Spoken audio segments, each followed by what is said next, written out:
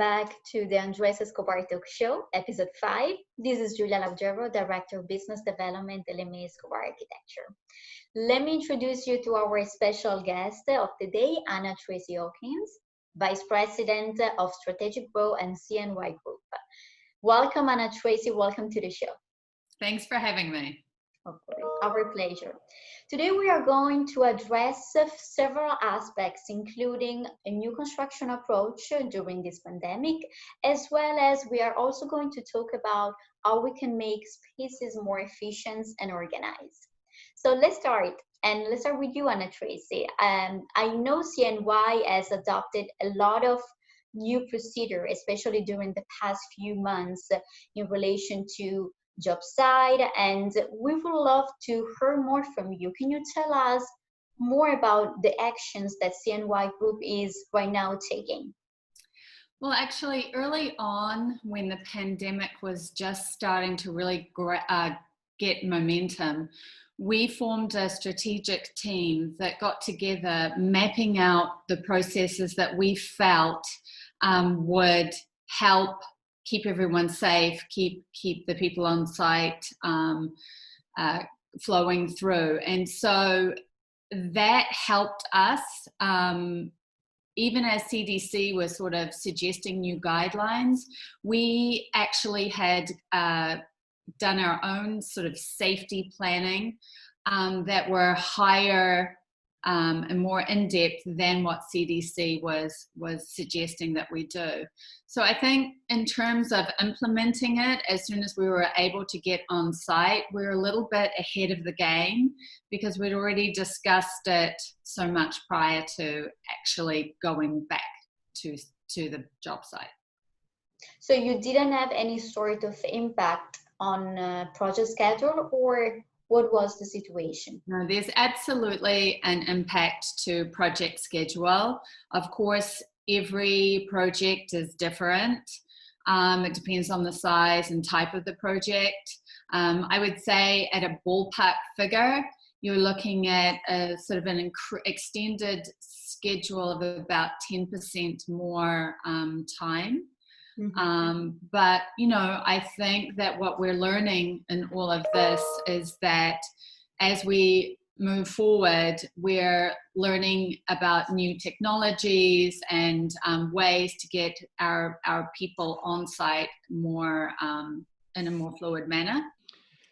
Well, you know, in certain projects that we're working on, they haven't really experienced great delays. They're definitely, as Tracey's point, due to the amount of people that are allowed to be on a site and the type of scheduling that you have to go for, it does affect the process, the construction process. However, I think that companies unlike the one that Tracey represents, if they were proactive in kind of deploying a much more stringent type of protocol, over and above, as what she said, from the CDC, which I think many companies of sophisticated companies took that approach in order to mitigate the situation, and also to give a certain or a maximum level of comfort to their actual clients. And Tracey, when we are talking about spaces, especially because this pandemic is approaching us and is really demanding us how to design and approach an interior space, what are your ideas? What do you think will be the right approach to, from now on, to evolve and design interior spaces? So I feel like we're going to see a little bit, in a way, returning or borrowing from other cultures to more simple, clean, open spaces with an integration of an outdoor area. But in terms of design, I think I have to leave that to Andreas because that's his expertise. Well, I totally agree with Tracey. And one of the things we actually had the opportunity to talk in the past with Tracey and her experience in Japan and my travels to Japan and to the Oriental markets, where when you could imagine, they usually live in pretty small, compact spaces, but very well uh, organized. The utilization of space, how they could convert a room into many things, I think is very, very important. And we spoke about the home office requirement that many people do not have an actual home office. So how do you pre-plan for this? I think that obviously we are always a reactive society. Right now, all that people did is they took a folding table, they open it up, they put it somewhere, they could work, they kind of work. If they have children, they don't know where to actually go and work. If you happen to have just a studio, obviously it's going to be a lot easier, because a studio means that you live alone or at most with somebody else. But when you have children and you have a 1 or 2 bedroom, how do you manage to operate in a space like that? The other aspect of what Ana Tracy alluded to is about the outdoor space. And obviously, developers, they want to utilize every square inch, but there's other ways. I mean, I think that we should explore possibilities of having a Juliet balcony. I mean, there's nothing more simple than that. I mean, it's an operable window. It happens to have a barrier. It could be glass. It could be metal. It could be whatever it may be. But at least it allows you to open up that space, get a table, put it next to it, and have a romantic dinner by the window. The home office, the exercise in your environment. How do you exercise? Not everybody's comfortable about going to a gym with 10 people or 20 or 100. Can you somehow give people the opportunity to be able to exercise at their own pace and their own home? Ana Tracy, do you think you as CNY Group, you will get to that step where really, when we are talking about redesigning interior spaces, we will need to take in account more and more all those aspects in terms of redesign functional spaces, in terms of how we make the space more functional? Well, our role is to advise the client and work in tandem with the designer. So it's really going to be a group effort on educating our client on what is constructible, how we can remain true to the design intent, and work as a team. Again, we had spoken about this earlier.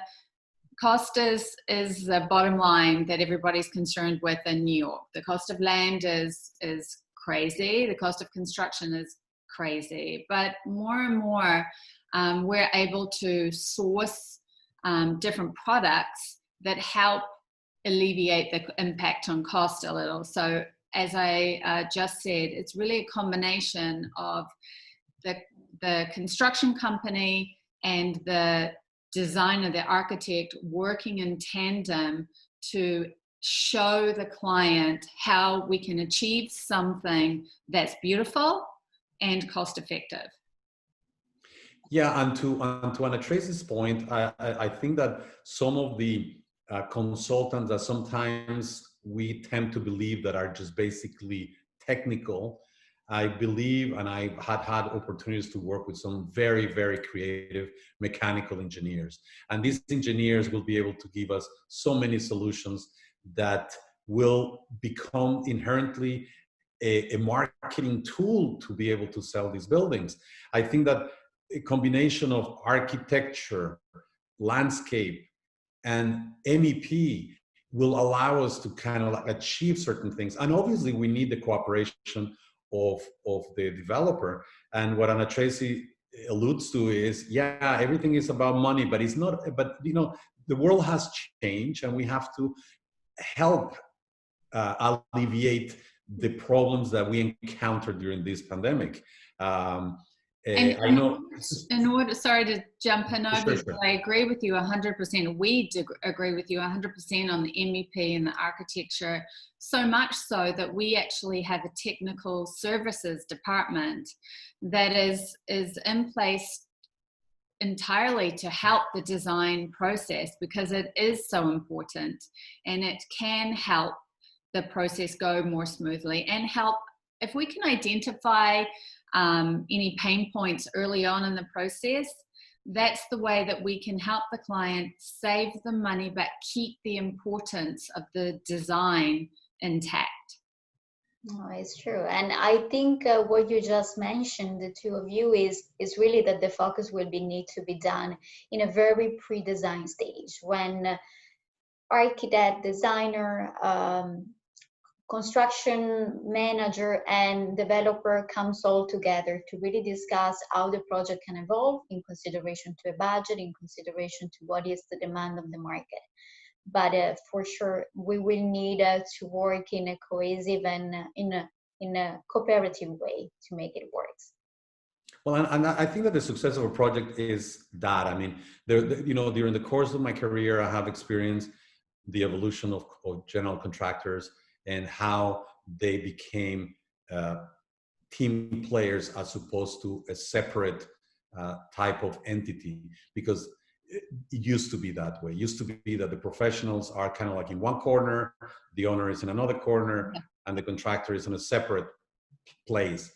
In today's sophisticated buildings and projects, everybody's around the table. We are all discussing the same issues. We're streamlining the project. We're value engineering the project, but trying to maintain a design integrity. So that's what makes the projects of today that much more valuable than what we used to have, let's say, 10, 15 years ago. Pre-construction is so important.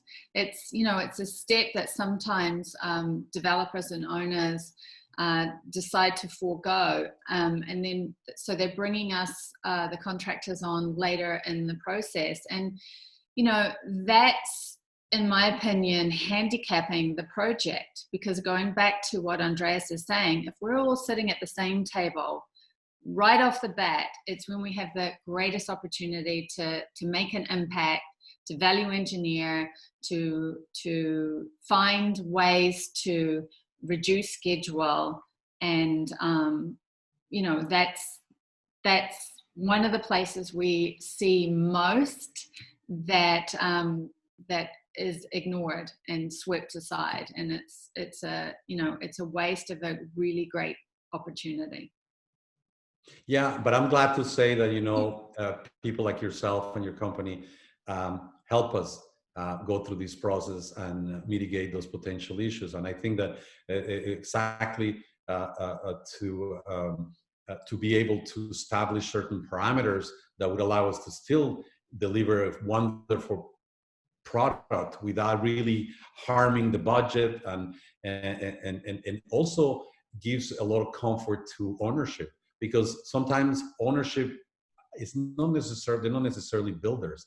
Sometimes they're just basically highly affluent people who want to do a project, and we have to help them, guide them, and with all the other members of the team to be able to deliver something that is above his expectations or their expectations. Well said, Andres. Well, Anna, Tracey, it was really a pleasure having you today. Thank you so much for being with us. And to all our viewers, thank you for watching, and see you next time. Bye. Thank you, Anna Tracey. It was a pleasure seeing you again. Thank you so much. Bye. Ciao.